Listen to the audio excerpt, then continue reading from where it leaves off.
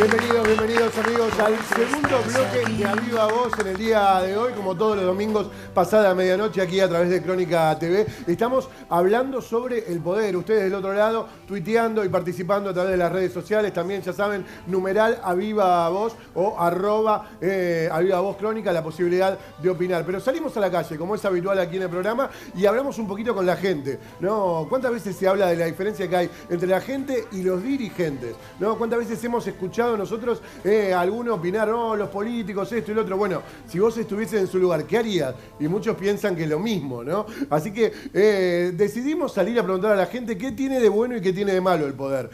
Y si es corrupto el poder, y esto nos decía la gente por la calle, mirá.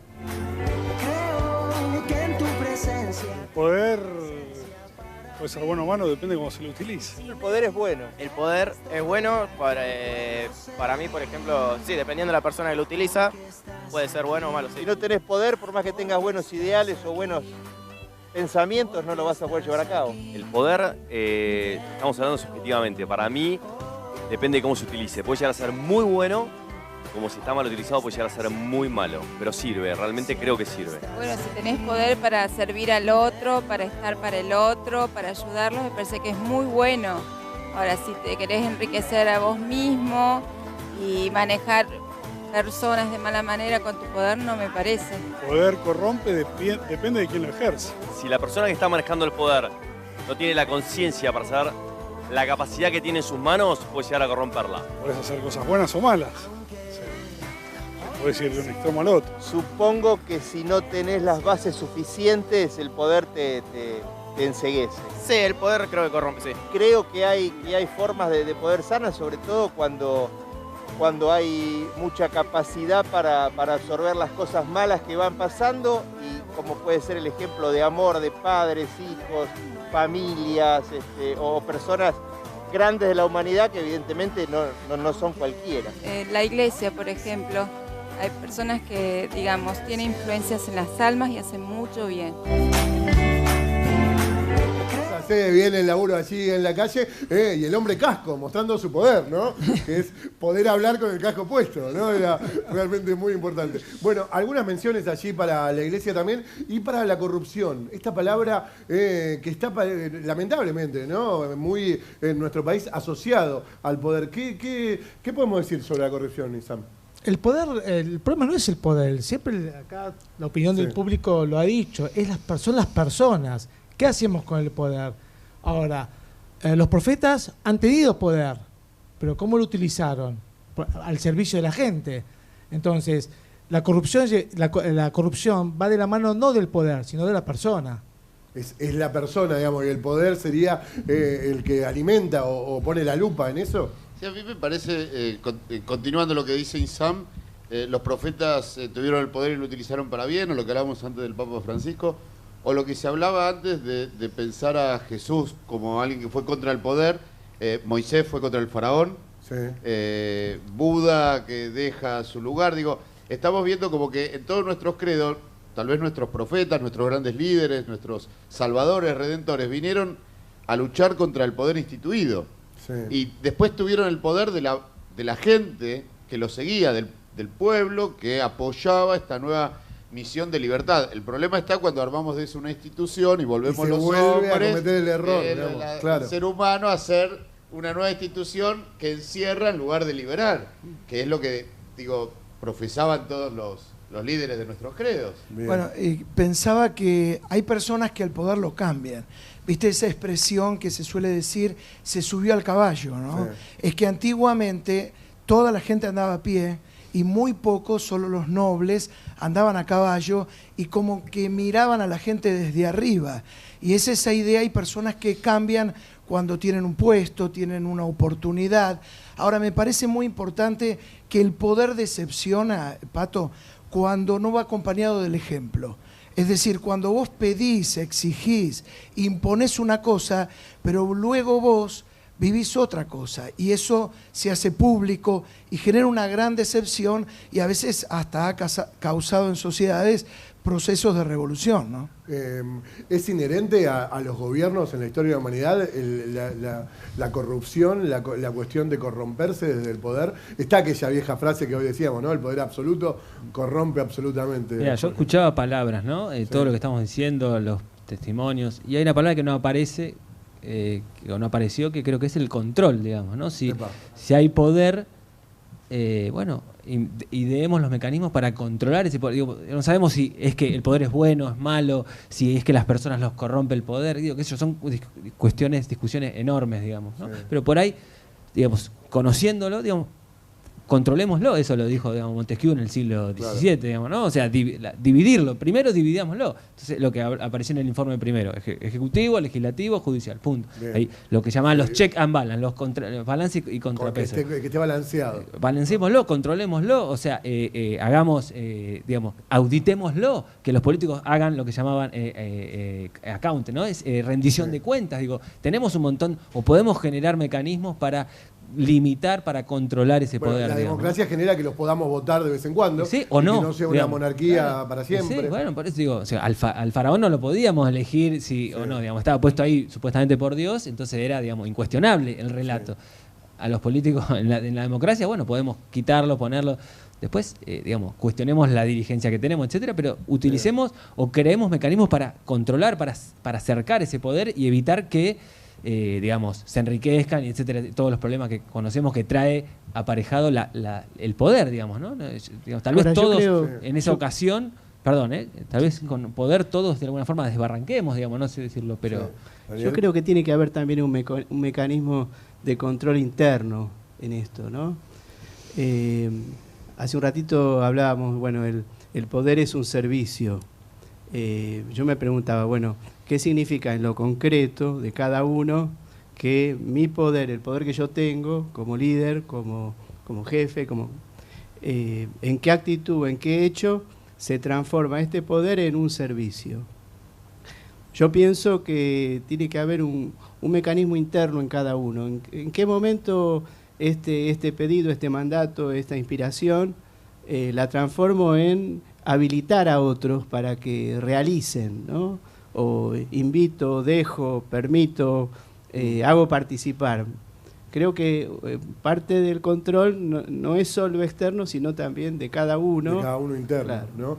¿Y qué tan iluminado habrá que ser para no resistir a la tentación de perpetuarse en un poder, ¿no? Sea institucional, sea religioso, o el que sea, Alberto? Mira, yo coincido acá con el padre. Pienso que uno primero tiene que estar en armonía con uno mismo, como para uno no cometer abusos de poder.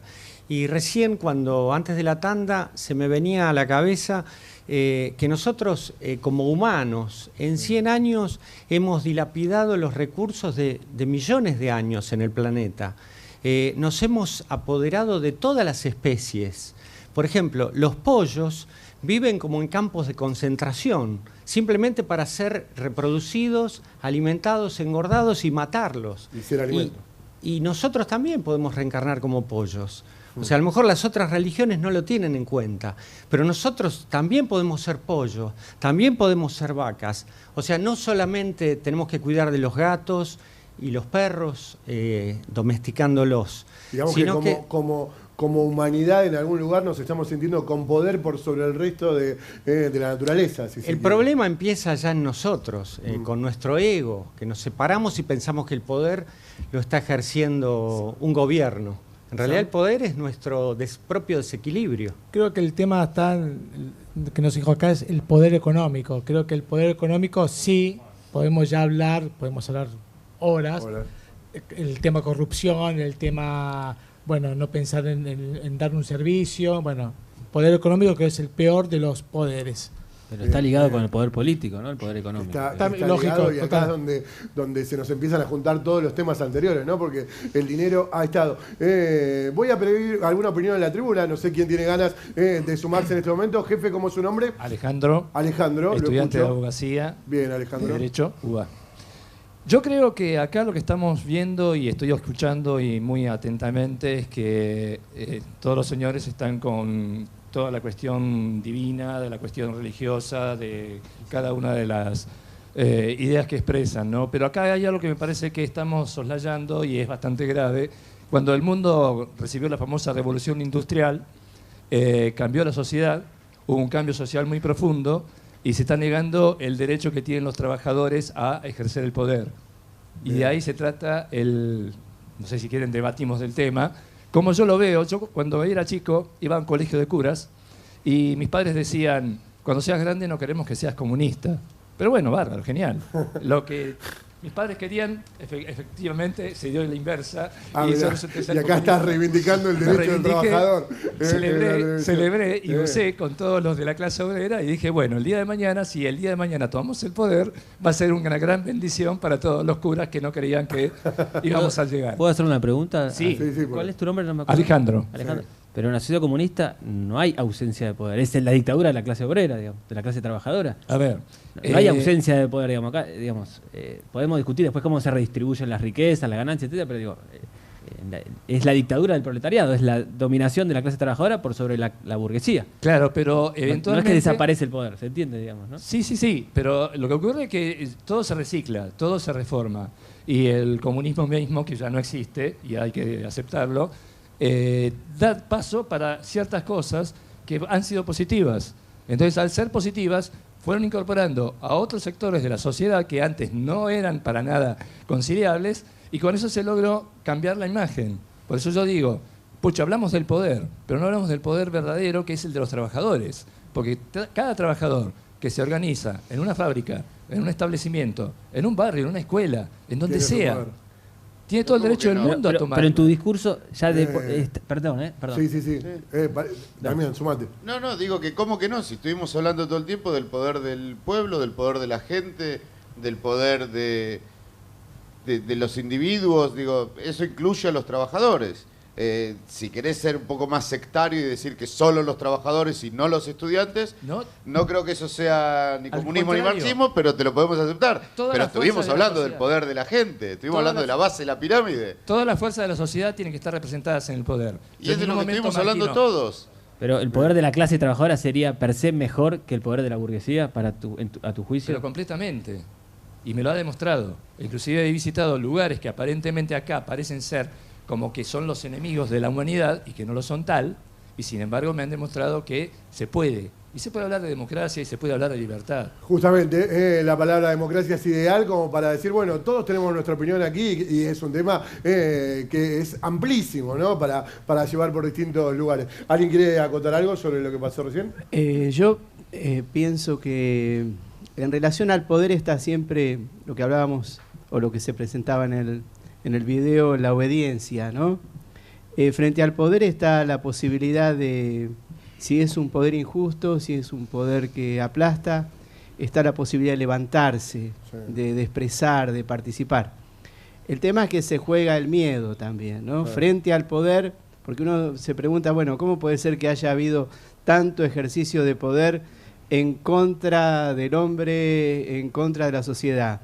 Bueno, hubo mucha gente que, digamos, yo me incluyo en muchos momentos, ¿no?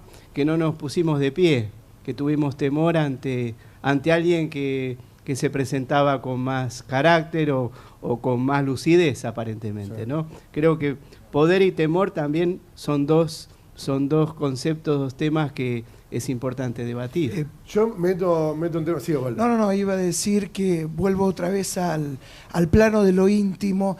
Creo que a nivel ideológico podemos estar toda la noche, pero a mí me hace muchísimo ruido cuando no pueden caminar juntos lo que decís con lo que vivís. Cuando uno sabe que el poder de la palabra es muy fuerte, pero luego está el poder de tu vida, de los hechos. Entonces creo que el poder es muy importante cuando lo usás para servir a la gente y está acompañado, pienses de derecha o de izquierda, por tu vida. Es decir, que el primer poder te transforma a vos porque vos vivís aquello que estás sosteniendo, ¿no?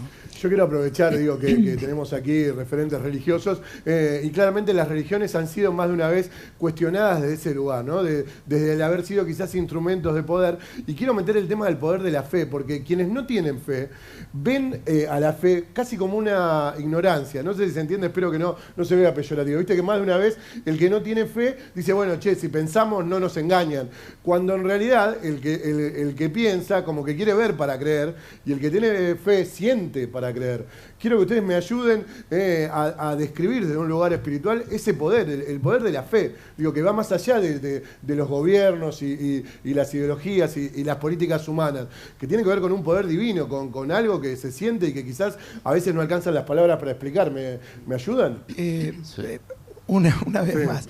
Pero hablábamos con Jorge hace un ratito, yo le contaba de la experiencia transformadora que veo en las cárceles a través de la predicación del Evangelio, y veo un poder que cambia, que racionalmente es casi inentendible, como un tipo que tiene una condena por asesinato o por cosas reprobables y está cumpliendo esa condena, se produce en él un cambio transformador, fruto de lo que personalmente yo creo que es algo que vos mencionabas, el poder de Dios.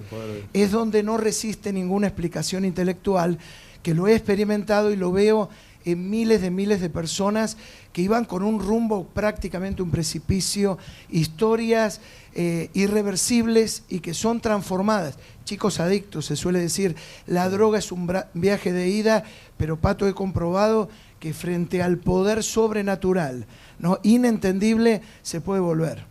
Damián. Sí, un poco en consonancia y continuando lo que decía Osvaldo, no hay tal confrontación. Ya no pensamos que ciencia y religión son opuestos, ni iluminismo y oscuridad, sino que estamos tratando de armar algo entre todos, en el sentido de que la fe no es racional. Entonces, si vos tenés una fe, no hay punto de debate. Bueno, pero demostrame, no hay nada que demostrar, es fe. Bien, ahora dividamos también la fe religiosa de la fe. Salvo los extremos nihilistas, el ser humano tiene fe.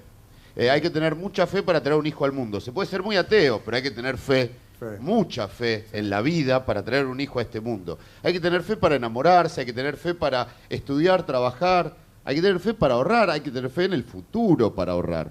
Digo, basamos nuestra vida muchas veces en la fe, en algunos valores, en que si me comporto bien, me irá bien.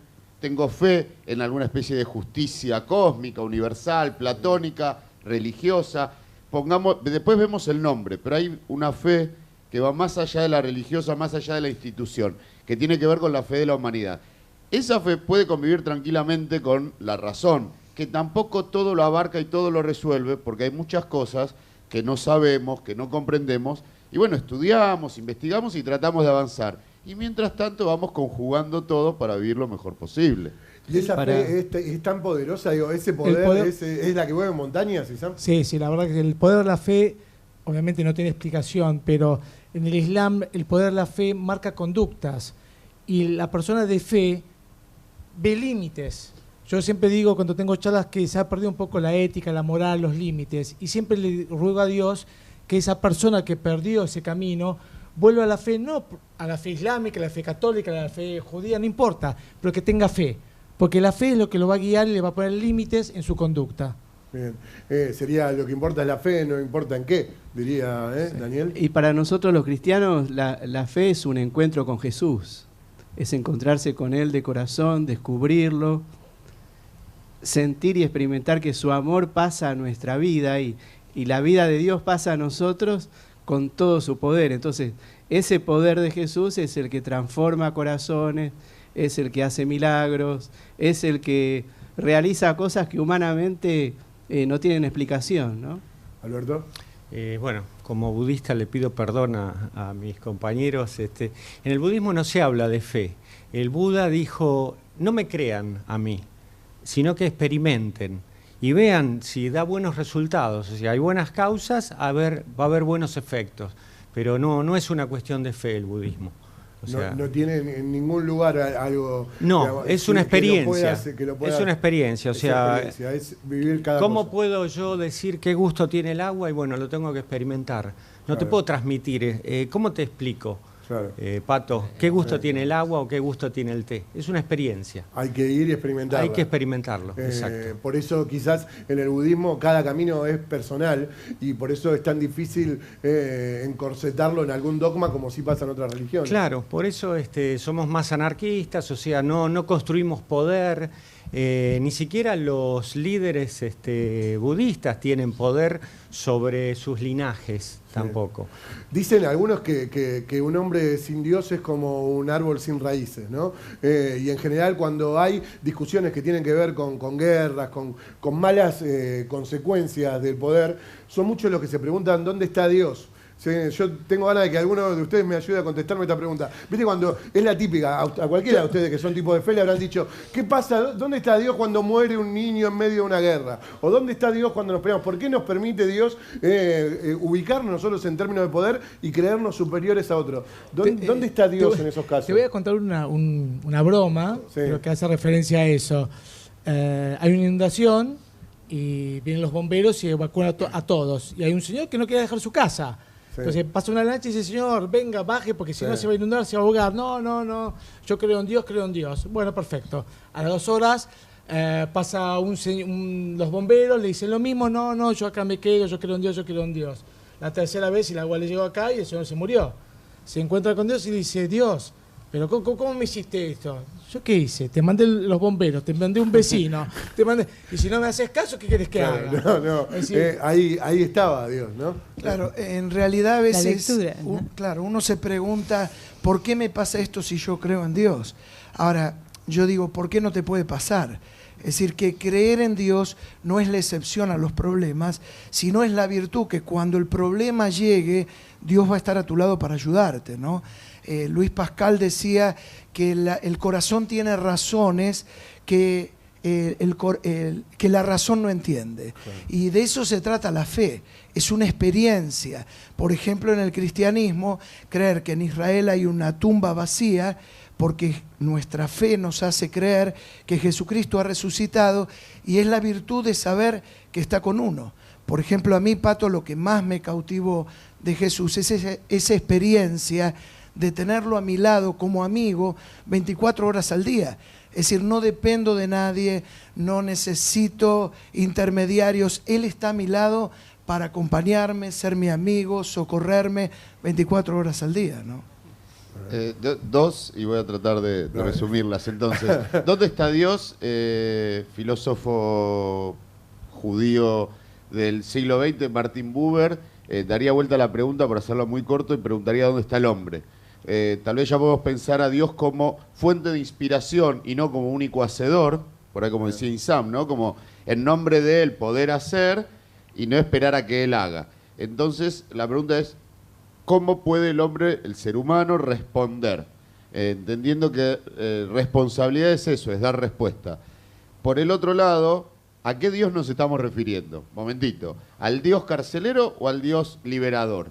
Digo, hoy hablamos de poder. El Dios, el cual en su nombre se viene a liberar a las personas, a las sociedades, a las culturas, o se los viene a encontrar en un encuentro del diálogo, dos países que no se hablaban se empiezan a hablar en nombre de Dios, o venimos a hablar de un Dios que da órdenes a pueblos a que sean sumisos a poderosos. Entonces, analicemos en nombre de qué Dios se habla. Si es un Dios que viene a liberar, que viene a pensar en la sociedad, en el individuo, debe estar bueno.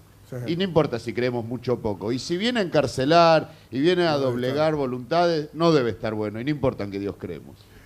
A mí me gusta imaginarme, me imagino que, no sé, se puede llegar a relacionar con el budismo, con lo espiritual. A mí alguna vez me dijeron, cuando Dios se enoja con el hombre, se esconde donde menos lo buscan, que es adentro de sí mismo, ¿no? Y que capaz que podría pasar eso, ¿no? Que quizás para empezar a buscar a Dios haya que empezar a mirarse un poco para adentro, en lugar de andar buscándolo afuera. ¿Qué opinan? Dios está presente en todos, en el corazón de cada hombre, de cada mujer está presente, está vivo, no solamente está presente, sino vivo, actuante, operante. Eso para nosotros es una gran responsabilidad, ¿no? Porque aún cometiendo la peor de las maldades, Dios sigue estando en el corazón, vivo, crucificado en esa circunstancia. Y de ahí a que somos responsables porque somos también mediadores para otros de esa presencia de Dios. Cuando vos decías, bueno, ¿dónde está Dios en la guerra? Está presente de una manera misteriosa. De situaciones de guerra han surgido experiencias de comunión, de amor, de paz, de reconciliación, de lugares donde uno dice, ahí hay muerte, ahí hay abandono. Y sin embargo Dios de ahí, con su providencia, puede hacer brotar la vida, ¿no? Bien. Alberto. Causa y efecto, nos tenemos que hacer cargo del karma que hemos plantado en vidas anteriores. Y de repente en esta vida empiezan a darse las condiciones como para que florezca ese karma, esas acciones negativas como obstáculos aparecen ahora y le echamos la culpa a Dios, cuando en realidad la causa está en lo que sembramos anteriormente. Bien, alguna de las frases que se han escuchado a lo largo, Ana María, sí, perdón, tenías ganas de acotar algo. Estaba escuchándote y pensaba que en realidad uno debe hacerse cargo de quién es, investigar qué es lo que ha vivido, qué es lo que le ha sucedido y poder trabajar en función de eso. Y de eso nos ocupamos, se ocupa la ciencia, los psicoanalistas. Es decir, de poder develar en el sujeto que está consultando qué es aquello que sabe que no sabe.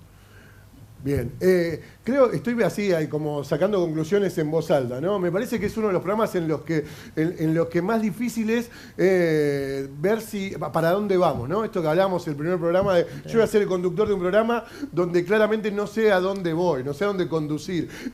Y me parece que es lo que lo hace menos poderoso, si se quiere, desde el mal lugar del poder, porque de este programa no le estamos diciendo a ustedes que están del otro lado, las cosas son así, mal que mal cada uno va opinando y cada uno del otro lado irá buscando su manera de relacionarse con lo que aquí se escucha. Frases que se han escuchado aquí durante el programa, como siempre agradeciendo a mi amor, el poder del amor que hablábamos hoy, que me ayuda a rescatarlas y a tuitear también, como ustedes, durante todo el programa, que están allí con @avivavoz crónica o numeral @avivavoz. Frases que se escucharon aquí sin importar quién las dijo.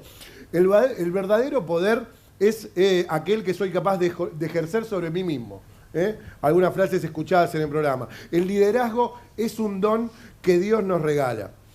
El poder de la ciencia y el arte nos ha hecho crecer. El poder sin autoridad desgasta las relaciones. El poder se puede conseguir de distintas maneras. En cambio, la autoridad se basa en el respeto. Hay personas a las cuales el poder las cambia. Distintas frases que se han ido escuchando a lo largo del programa. El poder decepciona cuando no va acompañado del ejemplo.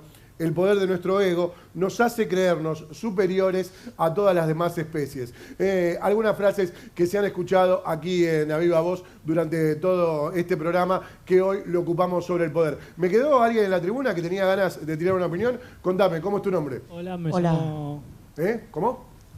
Iván. Iván, ahí está. ¿Cómo andas, Iván? ¿Cómo estás? Bueno, lo que yo pienso es que el poder es un mal necesario porque, perdonando lo que voy a decir, la sociedad tiene una chatura con la cual no estamos preparados para vivir sin autoridades. Así que el poder es necesario. Bien, no estamos preparados para vivir sin autoridades y no estamos preparados para vivir sin tiempos también, ¿no? Los tiempos se nos van acortando, va terminando el programa del día de hoy. A alguien le quedó una reflexión, una en el tintero, la del estribo, como decían en el campo. ¿Osvaldo? No, recordaría un poco la imagen que te daba al principio, que frente a la discusión del poder, Jesús simplemente tomó una toalla, le lavó los discípulos y digo esto, que los líderes seguros aman servir y los líderes inseguros aman el poder. Bien, Damián. Sí, me voy con lo mismo, voy con el poder como servicio, la condición de posibilidad, no para engrandecernos directamente, sino para pensar cómo ayudar a los demás y entonces todos seremos un poco mejores. Bien, Jorge, muchísimas gracias. Lo mismo Ana María, Osvaldo, Damián, Daniel, Alberto y Eisaim. Un aplauso, por favor, para todos. Gracias a ustedes por estar del otro lado. La semana que viene, atención, porque hoy medio que nos empezamos a meter en el tema de la semana que viene. Se vienen 2 programas que más o menos van a estar ligados uno con el otro. En los 2 vamos a estar hablando de fe, pero en uno vamos a hablar de fe y ciencia. Digo, ¿existen los milagros científicamente comprobados, por ejemplo? ¿Es verdad que la ciencia está separada de la fe o hay cosas en las que hay puntos en común? Y el otro programa se va a hablar de fe y religión. 2 temas que obviamente va a ser un placer escucharnos, encontrarnos con distintas opiniones, 5 referentes religiosos, hombres de la ciencia, la tribuna aquí presente, ustedes del otro lado, todos religándonos como todos los domingos a la medianoche aquí en La Viva Voz. Muchísimas gracias por estar aquí del otro lado y muchísimas gracias a Dios por permitirnos estar acá. Hasta el domingo que viene. Nos vemos.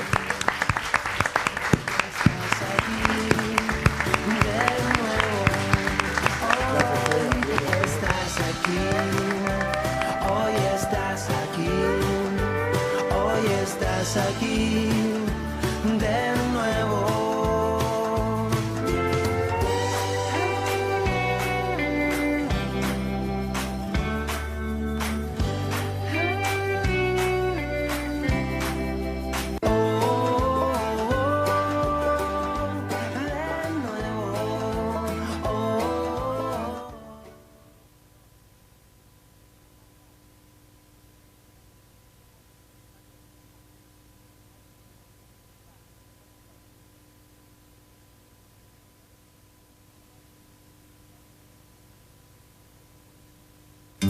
Thank you.